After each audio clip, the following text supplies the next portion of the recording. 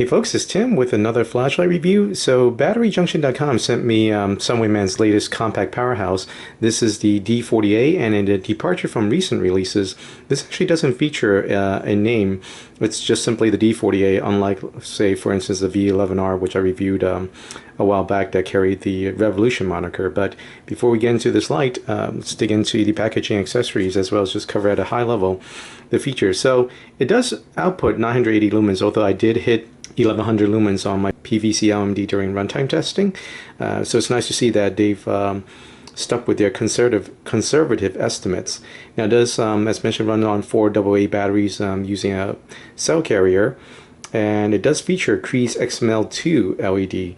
Now on high it could run up to 1.7 hours, although I got slightly less than that, but my inner loops are slightly degraded, so I'm waiting on the new inner loop XX to do another runtime testing. Impact resistance to 2 meters.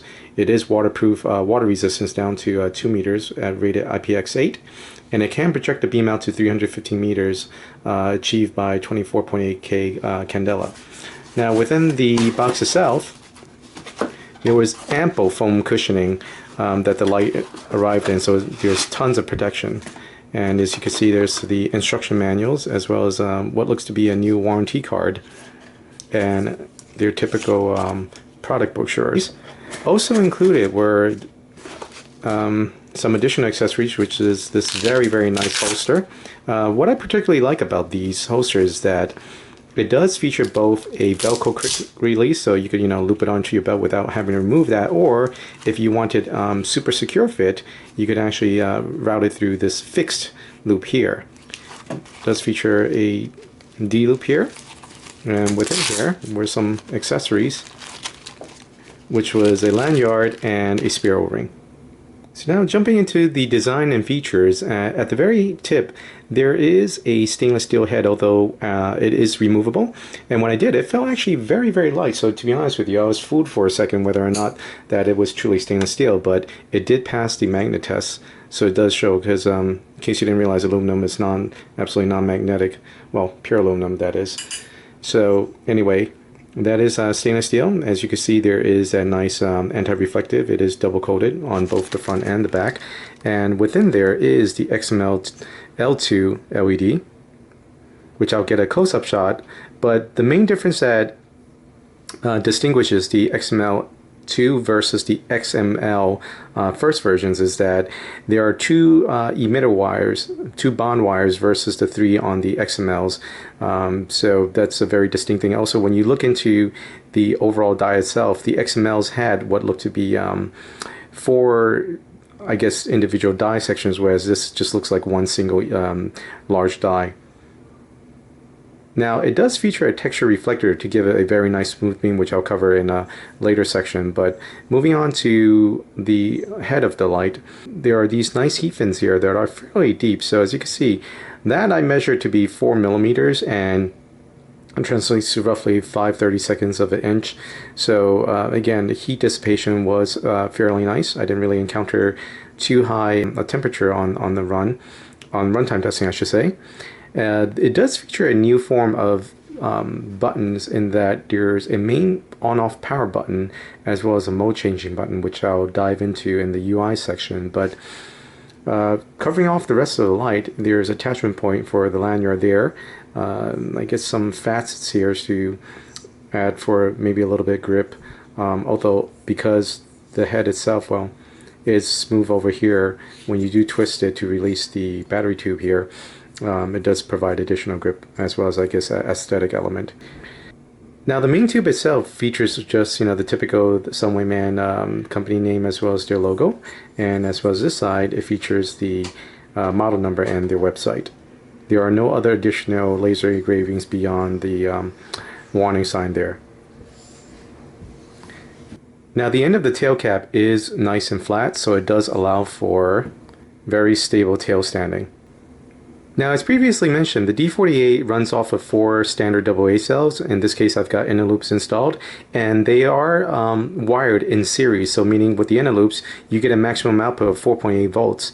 Now, the ends of the battery carrier is redundant, like on the V60C and T60CS, so that way you can insert this either end without any concern for polarity. However, of course, the cells themselves, you still have to be cognizant of inserting in the right direction. So for those of you who are not familiar with the term that there's redundant path in the battery carrier, all that simply means is that both ends will incur a voltage readout. So you have the positive in the center and the negative path on the outer rim of the battery carrier. And likewise, on this end, it's repeated. Now this is achieved through some, clever routing of the PCB board, as well as these legs here actually carry the negative path as well. So again, it routes it so it's redundant on either end. And likewise for the center tube, that does actually have a heat shrink around it to protect it. Now at the bottom of the tube, there is actually no spring there whatsoever. So you pretty much just pop the carrier in there, and the spring tip itself at the bottom of the head will take care of the, I suppose, impact, as well as providing for the positive tip to make good connection with the positive tip on the top of the cell carrier itself. Now I did notice these three Phillips head holding the base plate of the head, so later on I'm going to get that popped open and just take a peek at the engine that drives this light.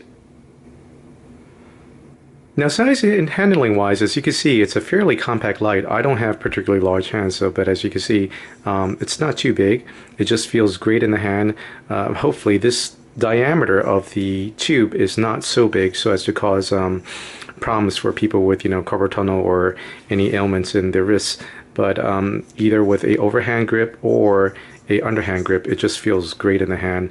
The size, perhaps if you had super large hands, you may have to be holding it off the end here, but I'd imagine that it would still be fairly comfortable to access these the power buttons and whatnot.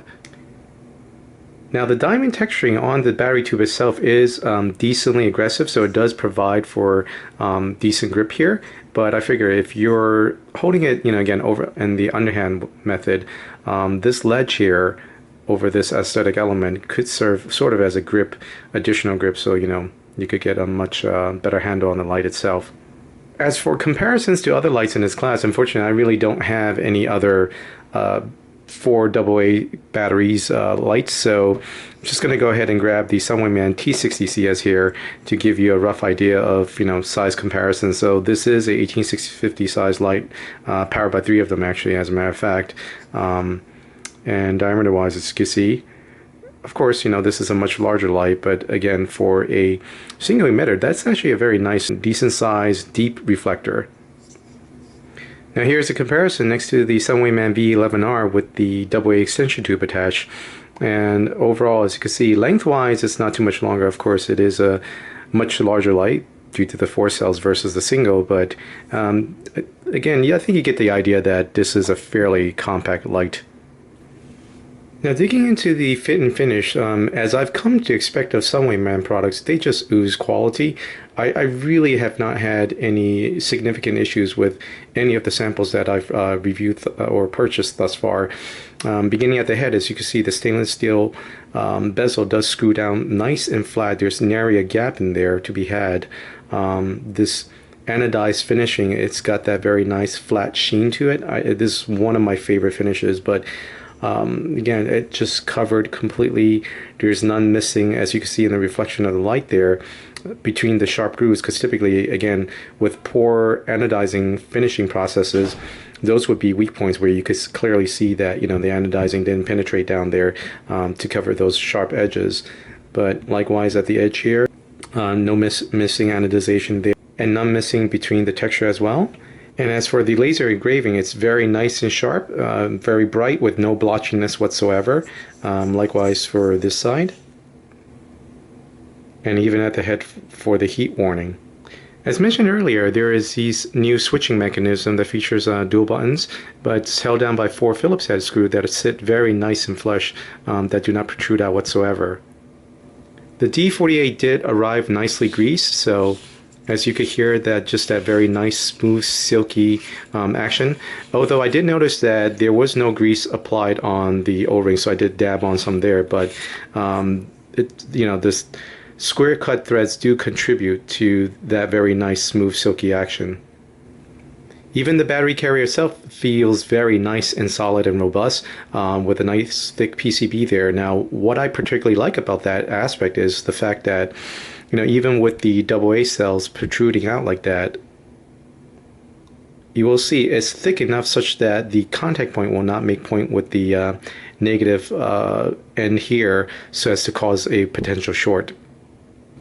As for the spacing, it is wide enough so as to cover a PowerX 2700, which tends to be just slightly thicker than in diameter than the standard inner loop. So there should be no fit concerns with the majority of the batteries out there, unless for whatever reason it is you just have one that's really out of specs. Now, the battery tube itself does have some nice clearance, so you won't have any issues slotting it in and out. So it does create rattle without the head installed. However, once the head is tightened on sufficiently, there is absolutely no rattle whatsoever.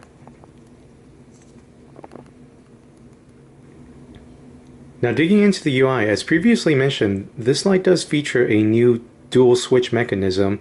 These are electronic switches, soft touch, and they do incur a very minute amount of current draw, which is something like 30 microamps, but that's so trivial as not to be of any huge concern.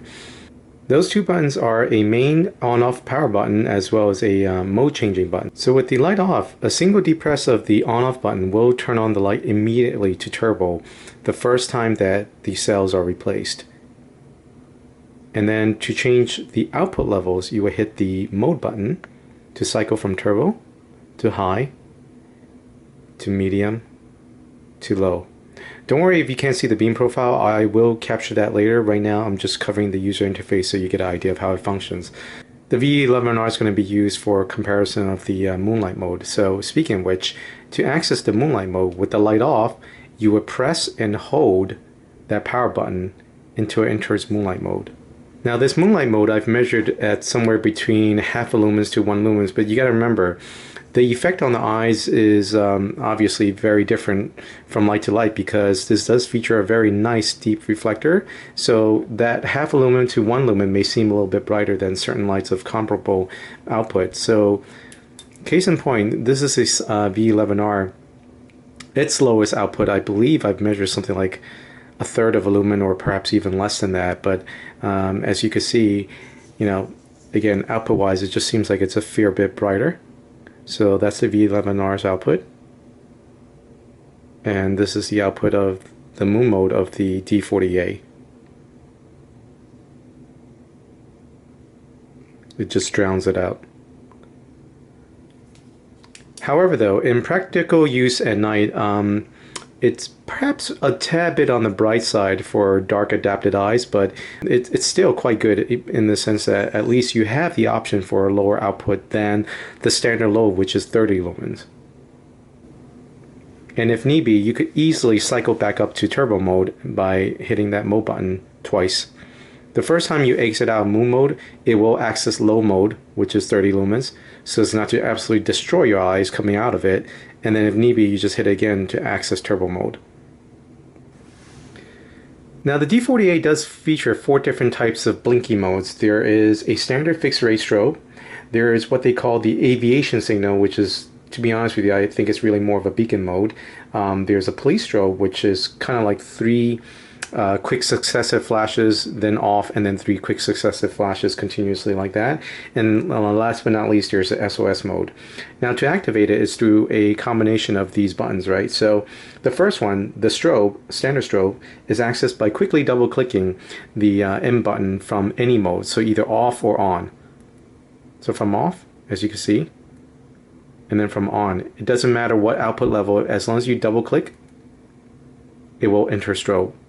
Now one thing I really like is the spacing of those clicks, right? You really have to press it successively very quick, otherwise it would just cycle through the modes. And I like this because it prevents you from accidentally activating strobe as you're trying to quickly cycle through the modes. So as you can see, I could quickly cycle through the modes without activating the strobe, but when I do want to activate a strobe from any mode, this is currently low and would enter that. Now one more point is, did you notice that as I activated strobe, it enters turbo mode first, and then it hits strobe, because what it does is it interprets your first press as a mode change, then the second in quick succession as the strobe activation, right? But the great thing about it is that once you exit out of it, it doesn't stay in turbo mode. It'll come back to the last memorized mode. Likewise, if I was, let's just say, on medium, I exit out of it, it'll come back to medium. And that's low. The aviation signal is activated by pressing and holding the M button with the D40A off. So as you can see, it's just a brief flash every roughly 2.5 seconds or so. And again, you either hit the power button to enter a mode or the N button to shut it off. Now the police strobe is activated with the light on, and you press and hold the M button.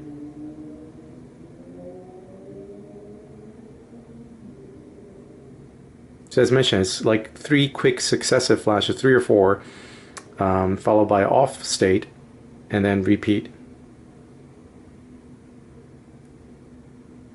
And again, the great thing I like about it is that once you exit out of the mode, it will always return to what that previous mode was. Now last but not least is the SOS signal. This is activated by pressing and holding the power button with the light on.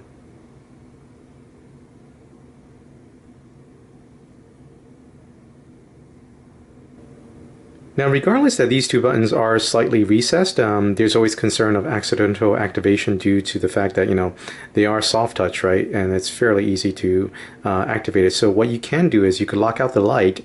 With the light off, you press and hold these two buttons. You get a brief flashing signal to indicate that it is in lockout mode. So as you can see now, regardless of how you press this,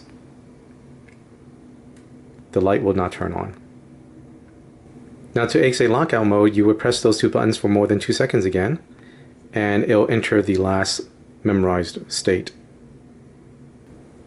So overall, I'm very fond of this user interface. While it's not exactly zebra light in nature, however, it does come fairly close. As you know, I'm a huge fan of the zebra light interface. However, one huge bane of the zebra light interface that this does address is the ability to lock out without having to twist the tail cap, because if you your thumb, you could actually press both buttons at the same time to enter lockout, and likewise to get out of it without having to use both hands. So that is simply awesome.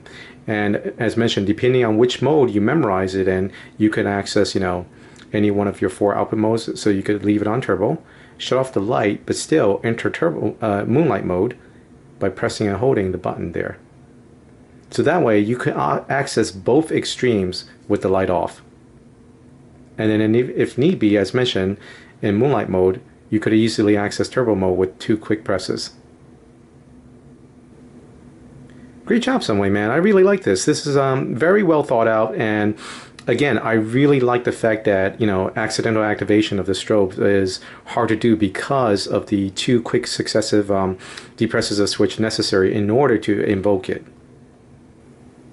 Now, being angle wise, the D40A, as mentioned, is geared for throw regardless of the texture reflector. So as you can see, that hotspot's pretty tight. That's probably just under 20 degrees there. And then the spill, overall, I would say it's roughly about 70 degrees from end to end.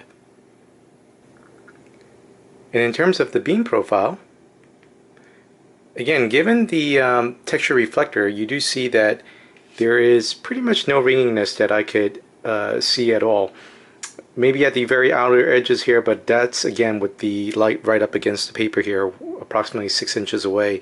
Now, there is a nice transition between the hotspot out towards the spill here. It does have a hotspot that, you know, it is distinguishable. Tint wise, I would say it's a bit more purplish and slash bluish than I'm seeing in real life. There is a very, very light purplish tint with the center, I would say just a very light hint of green. But again, this is currently locked in auto white balance and fixed shutter speed of 1/800th of a second with the aperture at f1.8. So I'm going to cycle through the modes now. That's on turbo, that's on high, medium, and low. And last but not least, we'll get into the moonlight mode, which I don't know. Oh, okay, so it is capturing it. But this is probably now underexposed versus what I'm seeing in real life, because in real life I can see the spill as well as, you know, beyond the hotspot here. So now by comparison, here is Nightcore's P25. The reason why I elected to use this particular light, well, first of all, I don't have any other light similar to this, the D40A that is, but the P25 and the D40A feature the exact same diameter reflector. So we're going to get this into max mode.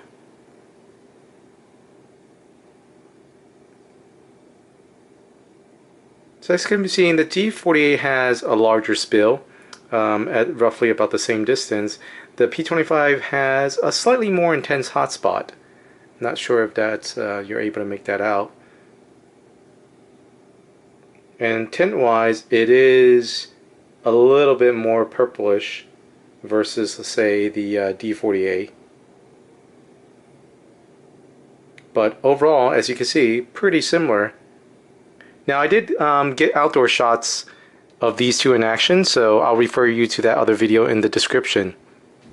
As an initial conclusion, I really like this light a lot. It was very well thought out, especially user interface. As mentioned, I like the fact that you can't easily activate, accidentally at least, the strobe. These two buttons do allow you a combination to have some flexibility and, like I said, easy access to the moon mode or full output depending on what was memorized. The style-wise, of course, that's subjective, but I do find it, you know, it's got overall very clean lines, just the right amount of, I guess, heat fins and cutouts and whatnot. This very nice beefy stainless steel ring, although it is lightweight, so it doesn't, you know, feel overly heavy or lopsided. I guess as a thrower, it would have been nice if they had featured a absolutely smooth reflector instead, but I'd imagine that may have potentially affected the beam pattern. So, but regardless though, the beam profile is very nice.